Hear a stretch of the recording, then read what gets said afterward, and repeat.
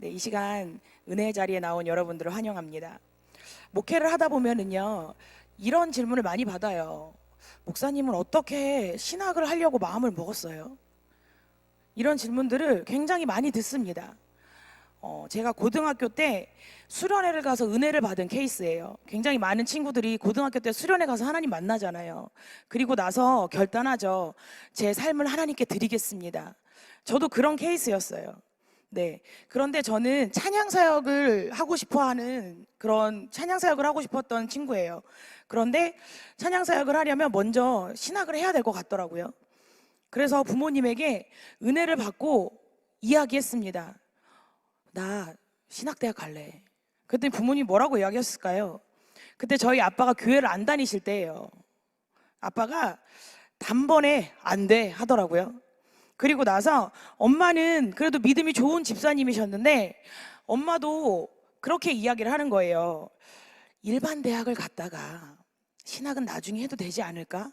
이렇게 이야기를 해요. 왜냐하면 엄마는 제가 수학 선생님이 되기를 원하셨었어요. 네, 좀 어이없죠. 지금 생각해도 굉장히 좀 어이가 없는데, 왜냐하면 제가 학창 시절에 아주 잠깐 수학을 잘했던 적이 있습니다. 그래서 중학교 2학년 때 모든 수학 시험을 100점을 맞았었어요. 왜 그랬는지 모르겠는데 그때 그랬어요. 근데 그 뒤로는 점수가 기억이 나지 않는 거 보니까 아마 그 뒤로 점수가 그렇게 좋지 않았을 것 같아요. 그런데 엄마는 그때 그 감격이 있는 거예요. 중학교 2학년 때 수학을 잘하던 나에 대한 감격, 딸에 대한. 그래서 얘는 수학 선생님이 됐으면 좋겠다라는 생각을 갖고 계셨어요. 그런데 제가 고등학교 들어가서 공부는 잘 안 하고 여러 가지 이제 활동을 많이 했어요. 그래서 연극부도 하고, 그리고 1학년 말에 락 밴드가 생겼어요, 저희 학교에. 그런데 그때 그 학교에 드럼 치는 사람이 저밖에 없었던 거예요. 그래서 제가 락 밴드에 들어가게 됐습니다. 그래서 한 2년 동안은 거의 드럼만 쳤던 것 같아요. 네, 그 귀한 고등학교 시절에 계속 이렇게 드럼 치고 뭐 공연하러 다니고 좀 유명한 팀이랑 막 공연하고 막 이러면서 살았거든요. 그런데도 엄마는 제가 여전히 수학을 잘하는 줄 아는 거예요. 그래서 수학과를 갔으면 한다고 이야기를 하더라고요. 그 부모님이 반대를 하시니 그 마음을, 신학대학을 당장 가야겠다 이 마음을 접었습니다. 그리고 그걸 포기한다고 공부를 하는 건 아니었어요. 그래서 뭐 매일 애들이랑 공연하고 뭐 연습하고 이러면서 살다가 고3이 되었습니다. 그리고 수능이 한 2달도 안 남았을 때예요. 그때 그 저랑 같이 밴드를 하는데 한 친구가 이제 건반을 치거든요. 근데 그 친구도 하나님을 믿는 친구였어요. 그런데 그 친구가 저한테 자랑하듯이 이야기를 하더라고요. 야, 우리 교회에서 이번에 부흥회를 했는데 부흥회를 왜 했는지 알아? 우리 엄마랑 나 때문에 목사님이 부흥회를 열어주셨어. 이런 얘기를 하는 거예요. 그 얘기를 듣는데 굉장히 부럽더라고요. 그리고 또 뭔가 마음속에서 울컥하고 이렇게 좀 치미는 게 있더라고요. 우리 교회는 내가 신학대학 간다고 해도 별로 신경을 안 쓰는데 쟤네 교회는 목사님이 막 밀어주고 막 이러고 있네. 그러면서 제가 그때 고백을 했어요. 하나님, 저 신학대학 갈래요. 그리고 날 응원해주고 지지하는 사람이 없지만 그래도 제가 하나님 앞에 사명을 감당한다고 이야기했으니 저 신학대학 갈래요. 이 마음을 그때 품었습니다. 그리고 이 마음을 품고 그날 집으로 가서 부모님을 만났어요. 엄청 비장한 각오로 엄마, 아빠, 나 신학대학 갈래 이렇게 이야기했거든요. 근데 부모님이 뭐라고 하셨을 것 같은가요? 여러분이라면 뭐라고 말씀하셨겠어요? 너무 쿨하게 그래 라고 말씀을 하시더라고요. 그래서 신학대학에 입학을 하게 되었습니다. 그리고 나서 이제 대학교 때 OT를 갔어요. 일반 대학에서 OT를 가면 뭐 하시나요? 네, 기사를 통해 제가 굉장히 많이 접하거든요. 경험을 해보진 못했지만 일반 대학에서 OT를 가면 뭐 해요? 뭐 술을 뭐 얼마를 갖고 갔네. 그래서 뭐 하루 종일 마셨네. 그래서 불미스러운 사건이 일어나기도 하고 뭐 누가 막 그렇기도 뭐 이런 일을 겪었네 막 이런 기사가 OT 때마다 나오잖아요. 신학대학은 OT를 가면 뭘 하실 것 같으세요? 네. 저희가 신학대학 때 OT를 어디로 갔냐면요. 혹시 청주의 임마누엘 기도원이라고 아시나요? 네. 거기 감리교회예요. 임마누엘 기도원으로 갔어요. 그래서 2박 3일 내내 집회를 했습니다. 부흥회하러 간 거예요, OT를. 그리고 낮에는 부흥회하고 낮 집회하고 저녁 집회하고 아침 집회하고, 그리고 저녁 집회 끝나면 모여서 뭐 하냐면 너는 신학대학 왜 왔니? 뭐 이런 거 나눠요. 끝나면 또 자고 아침에 새벽에 새벽 예배 드리고 점심에 집회하고 저녁에 예배 드리고 이러다가 끝났거든요. 그런데 그때 2박 3일 동안 그 집회를 하면, 집회 이제 찬양단이 쓰잖아요. 그때 그 학교를 대표하는 찬양단이 이제 찬양을 이끌고 있더라고요. 그 당시 이제 온누리라는 찬양단이었습니다. 그래서 그 찬양단을 보면서 제가 나 저기 들어가고 싶다 라는 마음을 품었어요. 그리고 나서 지원을 했습니다. 어떻게 됐을까요? 네, 떨어졌습니다. 제가 드럼으로 지원을 했는데 그때 드럼 자리가 없대요. 그래서 안 뽑는데요. 그러고 나서 그냥 평범한 학교 생활을 했습니다. 그리고 반년 정도가 흘렀어요. 근데 저희 학교 안에 수요 예배를 드리는 그 시간들이 있습니다. 그 채플이라고 해서 그 채플이라는 그 교회 안에서 수요 예배를 드렸거든요. 그런데 어느 날 수요 예배를 갔더니 찬양단이 막 생긴 거예요. 그래서 그 찬양단에서 또 멤버를 뽑더라고요. 근데 그때는 제가 드럼으로 지원을 안 하고 뭐로 했냐면 워십팀으로 지원을 했어요. 그 찬양단이 길찬양단이라는 것인데, 그래서 그때 길찬양단의 워십팀으로 지원을 했다가 돼서 그때부터 수요일마다, 매주 수요일마다 그 예배 때 워십으로 섬겼습니다. 방학 때는요, 교회 수련회 찬양팀들이 가서 많이 도와줬거든요, 그때는. 그래서 수련회 가서 다 집회하고, 그리고 이 찬양단이 그 감리교 전국 선교대회, 선교사님들 오시는 그 대회 때 연결이 돼서 한번 워십을 특송을 했어요. 그리고 그게 연결이 돼서 베트남까지 사역을 갔다 왔습니다. 베트남에 가서 선교 사역을 하고 오고, 땅밟기 사역이 아니라 정말 현지인들 사역을 하고 왔어요. 그리고 나서 이제 학교를 졸업하고 3개월 동안 제가 단기 선교를 베트남으로 다녀온 그런 기억들이 있습니다. 오늘 말씀을 준비하면서요, 이 모세의 모습을 보면서 제가 그때 사역을 처음 시작할 때, 신학대학을 처음 들어갈 때, 그때 일들이 생각이 나더라고요. 왜냐하면 하나님의 뜻이면 하나님께서 형통한 길을 열어주신다 라는 은혜에 대해 제가 입었던 것이기 때문입니다. 하나님의 사명을 받은 모세가 지난주의 말씀까지 이제 변명을 계속하죠. 하나님 저 못할 것 같아요. 하나님 전 아닌 것 같아요. 하나님 저 이것도 부족하고 저것도 부족해요 라고 이야기를 하다가 드디어 이제 마음을 먹고 사명을 감당하기로 합니다. 그런데 그 모세의 현실이 당장 사명을 감당할 수 있는 현실이 아니었어요. 이 당시에 고대 근동사회는 어떤가요? 무엇이 힘이었나요? 남자들이 힘이었어요.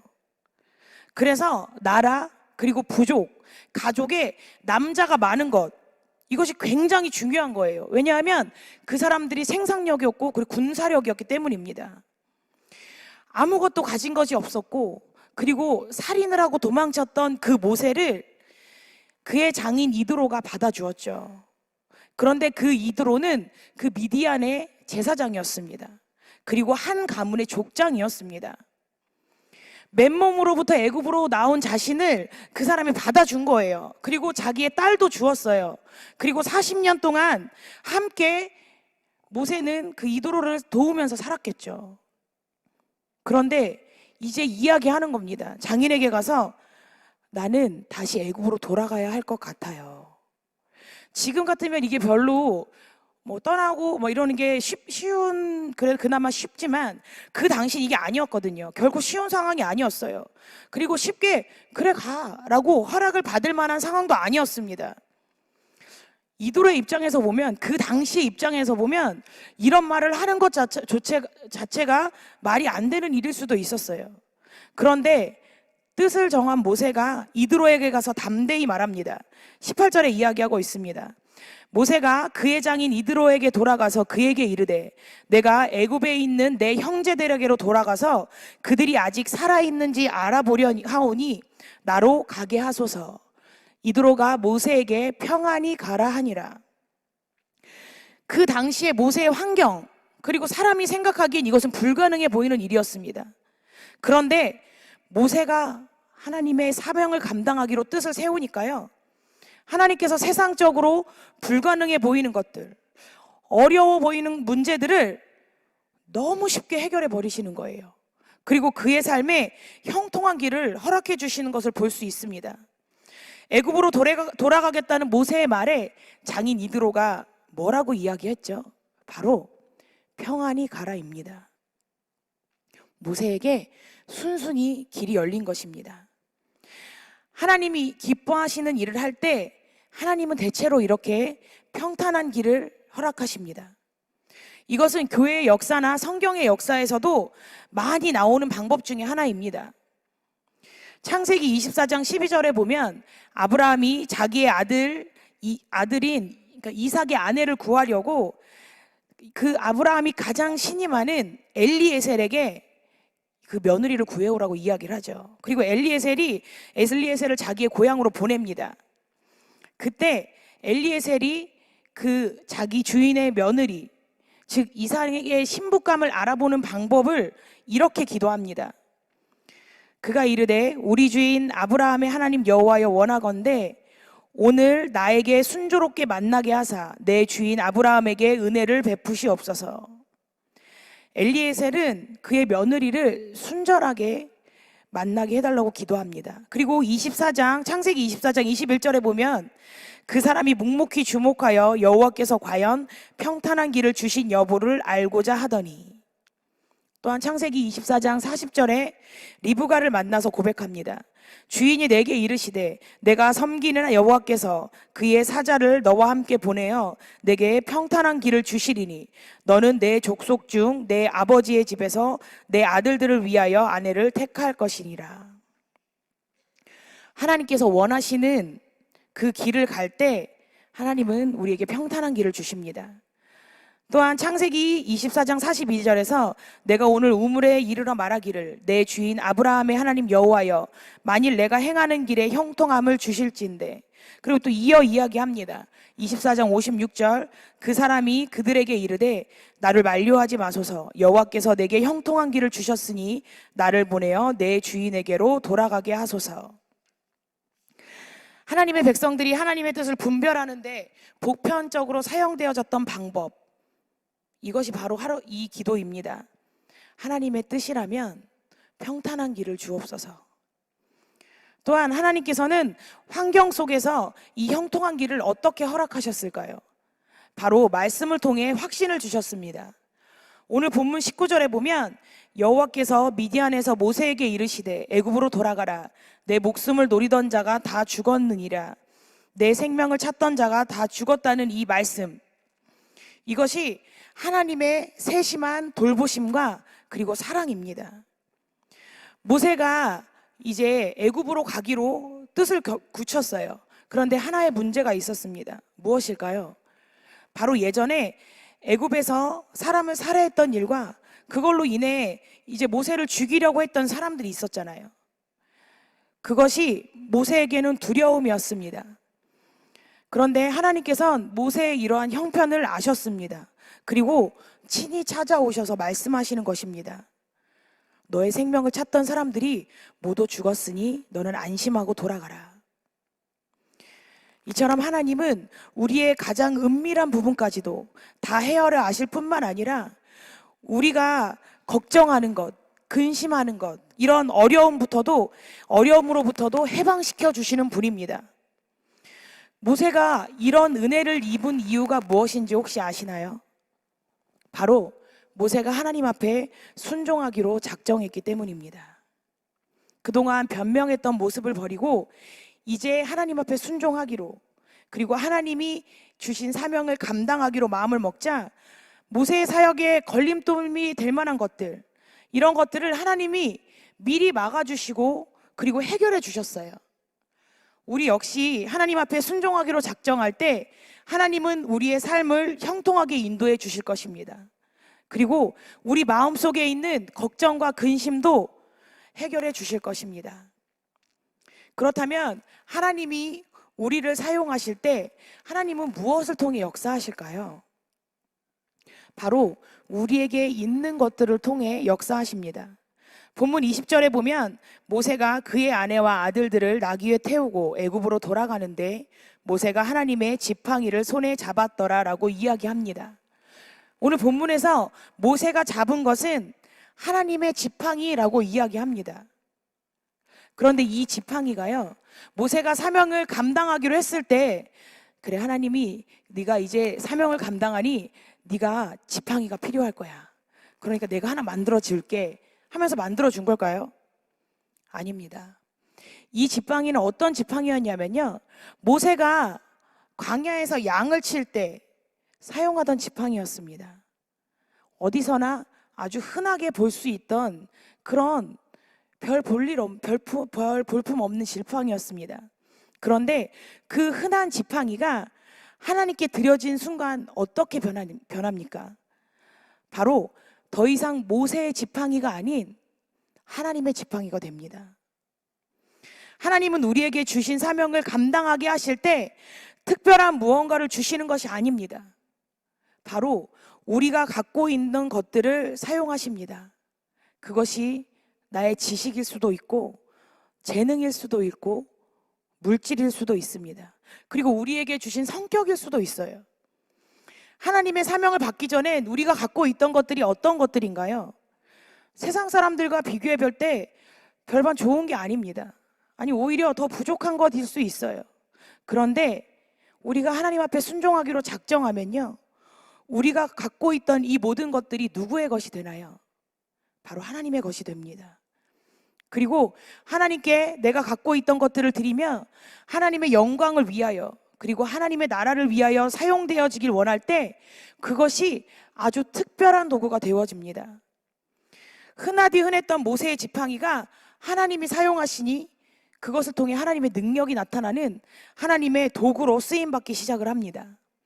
21절에 이야기합니다. 여호와께서 모세에게 이르시되 내가 애굽으로 돌아가거든 내가 내 손에 준 이적을 바로 앞에서 다 행하라. 그러나 내가 그 마음을 완악하게 한즉 그가 백성을 보내주지 아니하리니. 여기에서 내가 내 손에 준 이적이 무엇일까요? 바로 지팡이를 가지고 이제부터 나타낼 기적들을 말씀하시는 겁니다. 그 지팡이는 이제 기적을 나타내는 능력의 도구로 사용되어지는 거예요.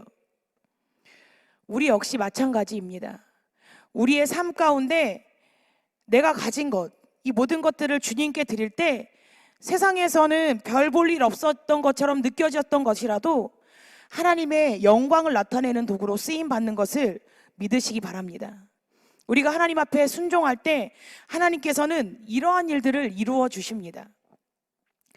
제가 피아노를 독학으로 배웠어요. 독학으로 배웠다고 하기도 되게 민망할 정도로 그냥 그 당시에 제 중학교 1학년 때부터인가 피아노를 치기 시작을 했거든요. 거기 교회에 보면 복음성가 책이 있잖아요. 거기에 나오는 C 코드 뭐 이런 걸 보면서 혼자 연습을 했어요. 그래서 제일 처음으로 내가 연습을 했던 곡이 C 코드가 제일 편하잖아요. 눈으로 사랑을 말하지 말아요. 이 찬양을 처음 이제 연습을 했어요. 그러면서 이제 점점 이렇게 반주하는 것을 늘려갔습니다. 그래서 제가 플랫 붙은 거를 아직도 못 쳐요. 그리고 찬송가 반주를 못 합니다. 왜냐면 왼손을 제대로 배운 게 아니기 때문에 못 해요. 그런데 전도사 사역을 처음 시작했을 때 그 처음 사역을 한 교회에서 이제 전도사들이 아무래도 예배 때 필요한 부분들을 채우잖아요. 그래서 제가 그때 예배 반주를 했어요. 굉장히 못하는 실력이었는데 반주를 시키니까 했죠. 어쩔 수 없이 했죠. 그런데 그때 그 담임 목사님이 찬양을 엄청 좋아하시는 목사님이셨어요. 그래서 수시로 찬양을 하시는 거예요. 설교하다가 찬양을 막 하시는데 되게 매너 있게, 여러분 우리 이 시간 은혜 받았으니까 뭐 찬송가 몇 장 부릅시다 기다려 주시는 분이 아니셨어요. 그냥 찬양이 먼저 나가요. 그러면 그거에 따라서 반주를 해야 되는 거예요. 반주자가 언제 나올지도 몰라요. 그래서 목사님이 하시는 그 설교만 계속 기다리고 있다가 목사님이 뭐 그는요 이렇게 하면은 그냥 따라 나가는 거예요. 그래서 반주를 해야 됐거든요. 근데 그 반주를 제가 했다고 했잖아요. 그리고 제 피아노에 대해서 제대로 배우지 못했잖아요. 그런데 놀라운 것은요, 제가 그때 목사님이 하시는 모든 찬양을 다 반주를 했었어요. 악보를 외운 것도 아니고, 그리고 키가 그 목사님이 그냥 막 부르시는데 사실 그 목소리 그게 잘 부르시는 분이 아니셨어요. 정확한 음으로 부르시는 분도 아니고 어느 날은 D키로 불렀다, 어느 날은 E키로 불렀다 이러시는 분이었는데 제가 그거를 다 맞췄습니다. 전 그게 하나님의 역사라고 생각을 해요. 지금은 못 하거든요. 지금은 반주를 할 일이 없어서 이제 건반은 거의 치지 않으니까 지금 치라고 하면 그때처럼 할 수 없어요. 제가 갖고 있던 실력이 너무 부족했죠. 그런데요, 그거 하나님 앞에 드렸더니 하나님 역사하시는 거예요. 하나님이 그렇게 사용을 하셨습니다. 제가 조금 전에 간증을 했지만 고등학교 때 드럼을 쳤다고 했잖아요. 그리고 대학 때는 워십을 했습니다. 그리고 대학을 졸업하고 나서는 보컬 공부를 했어요. 근데 저에게 한 가지 불만이 있었는데 그게 뭐냐면요, 이렇게 이야기하기 그렇지만 제가 가진 걸로는 세상에서 명함을 못 내미는 거예요. 어느 정도씩은 다 해요. 그런데 저랑 제일 친한 친구가 제가 처음에 떨어졌던 온누리 찬양단에 그 친구는 붙었어요. 근데 그 친구는 건반으로 붙었거든요. 그래서 하나님이 그 친구는 그 건반으로 계속 사역을 하게 하셨어요. 그리고 대학교를 졸업하고 대학원은 실용음악을 하고, 그래서 그 친구는 교육전도사 생활을 하는데 지금도 교육전도사를 해요. 그리고 평일에는 피아노 학원에서 레슨을 해요. 그래서 재정적으로 넉넉하게 살아요. 부족함이 없어요. 근데 저 같은 경우는 그렇지 않아요. 다 어느 정도씩 할 줄 아는데 레슨을 할 수 없는 실력인 거예요. 왜냐하면 그런 학벌이 안 되기 때문에. 그래서 그 부분이 하나님, 걔는 저걸로 해갖고 전도사, 교육전도사 같이 할 시절에 걔는 맨날 레슨 가서 뭐 레슨 해갖고 누구 레슨하네 뭐 이런 얘기를 막 듣는데 저는 교육전도사만 했거든요. 그런데 하나님이 저는 이렇게 사용을 하시는 게 저의 사명이었더라고요. 그래서 저의 사명 중에 하나가 교회에 가서 찬양단을 세우고, 그리고 이제 어느 정도씩을 다 하다 보니 그런 찬양단에 관한 사역들을 할 수 있게 하나님이 계속 훈련을 시키셨었어요, 여태까지. 그래서 하나님이 딱 원하는 만큼의 그런 능력을 주셨구나라는 것을 이때 바라보게 되었습니다. 그래서 하나님의 지팡이, 하나님이 그 하나님의 능력을 넘어서지 않게 역사하시는구나. 그러한 것들을 저는 제가 여태까지 살았던 그 삶을 통해서 좀 많이 느꼈던 시간들을 가졌습니다. 또 하나님께 순종할 때 우리의 어떤 일이 일어날까요? 하나님이요, 저희가 순종하기로 작정을 하면 그래 잘했다 칭찬도 하시지만 더 철저한 순종을 요구를 하세요. 오늘 본문에 보면 모세가 하나님 앞에 순종하기로 했잖아요. 그리고 나서 이도로의 허락도 받았어요. 그리고 그 앞에 아주 평탄한 길이 이루어질 거라고 생각을 하는데 이상한 사건이 하나 발생을 합니다. 뭐냐면 애굽으로 가는 모세를 하나님이 죽이려고 하신 거예요. 오늘 본문 24절에서 26절에 이야기합니다. 모세가 길을 가다가 숙소에 있을 때 여호와께서 그를 만나사 그를 죽이려 하신지라. 십보라가 돌칼을 가져다 그의 아들의 표피를 베어 그의 발에 갖다 대며 이르되 당신은 참으로 내게 피난편이로다 하니 여호와께서 그를 놓아주시니라. 그때 십보라가 피난편이라 함은 할례 때문이었더라. 이스라엘 백성들에게 할례는 무슨 표시인가요? 내가 하나님의 백성입니다 라는 표시예요. 그런데 모세의 아들 중에 이 할례를 받지 않은 아들이 있는 거예요. 어떤 이유에서인지는 알 수 없습니다. 그런데 애굽으로 떠나가려는 그 모세의 아들 중에 하나가 할례를 받지 못했습니다. 하나님께 순종해서 하나님의 일을 하기로 작정을 했는데 한 가지 하나님 앞에 순종하지 않았던 일이 있었던 거예요. 이 사건이, 하나님은 모세에게 순종을 작정했는데 철저하고 완전한 순종을 요구하시는 그 하나님의 마음을 이 사건을 통해 우리는 발견할 수 있습니다. 하나님이 이 일로 인해 모세를 죽이려고 할 때 십보라가 아들에게 할례를 행하자 모세의 생명이 구원을 받습니다. 어떻게 모세를 죽이려고 했는지는 알 수 없지만 그의 손으로 할례도 행할 수 없는 아주 나약한 시기가 되었던 것 같아요. 그래서 십보라가 할례를 대신 행하고 당신은 참으로 내게 피난편입니다 라고 고백하자 하나님께서 그를 놓아주셨다고 말씀하십니다. 이처럼 우리가 주님께 순종하는 삶을 작정했을 때요, 하나님은 우리에게 완전한 순종을 요구하십니다. 우리가 순종한다고 말하면서 차마 내려놓을 수 없는 부분들이 우리에게 있을 수 있어요. 그런데 하나님은 네가 순종하기로 작정을 했으면 그 부분까지도 내려놓으라라고 말씀하고 계시는 거예요. 오늘 우리가 하나님 앞에 살면서 우리가 하나님 앞에 순종한다고 이야기하면서 차마 내려놓지 못한 부분들이 혹시 있다면 이 시간 그 부분들도 하나님 앞에 내어놓길 원합니다. 하나님, 내가 하나님 앞에 다 내려놓습니다. 그런데 자녀는 제가 키울게요. 하나님, 내가 이 시간 하나님 앞에 다 내려놓고 하나님 앞에 순종합니다. 그런데 물질은 조금 더 벌면 그때 내려놓을게요. 그런데 오늘 그 하나님 말씀하시는 거예요. 니네가 그렇게 내려놓지 못한 부분들, 그런 것까지도 다 내려놓고 나를 따라라 라고 말씀하시는 것입니다. 그리고 마지막으로 하나님 앞에 순종하기로 작정했을 때 하나님이 어떤 일을 일어나느냐, 우리의 사역의 첫걸음, 그 첫걸음을 하나님이 격려하세요. 하나님의 일을 하다 보면은요, 어떤 일에든지 고난이 있죠. 그런데 그거보다 큰 하나님의 은혜가 있습니다. 하나님의 격려가 있습니다. 만약에 하나님의 일을 할 때 매 순간 고난만 있다면 하나님의 일을 감당하기가 얼마나 힘들까요? 사명을 감당한다고 하는데 우리는 모두 다 요나와 같은 상황에 처할 때가 있습니다. 요나와 같은 상황이 어떤 상황인가요? 바로 도망가고 싶은 상황입니다. 내가 왜 이런 고생을 해야 할까? 내가 이 사명을 감당하면서 왜 이런 취급을 받아야 할까? 왜 이렇게 허무해질까? 낭망되기도 하고요, 낙심되기도 해요. 그리고 좌절할 때도 있습니다. 그런데 그럴 때 하나님이 해주시는 일이 무엇이냐면 바로 격려하시는 일입니다. 모든 하나님의 사람들이 삶의 현장에서 이렇게 하나님의 일을 감당할 수 있는 이유는 그들의 삶에 고난이 전혀 없어서가 아니라 고난 가운데에도 격려하시는 하나님, 위로하시는 하나님, 시련과 폭풍어 가운데에서도 보호해 주시는 하나님을 만나기 때문입니다. 그렇다면 오늘 하나님은 모세를 어떻게 격려하셨을까요? 두 가지로 격려하셨는데요.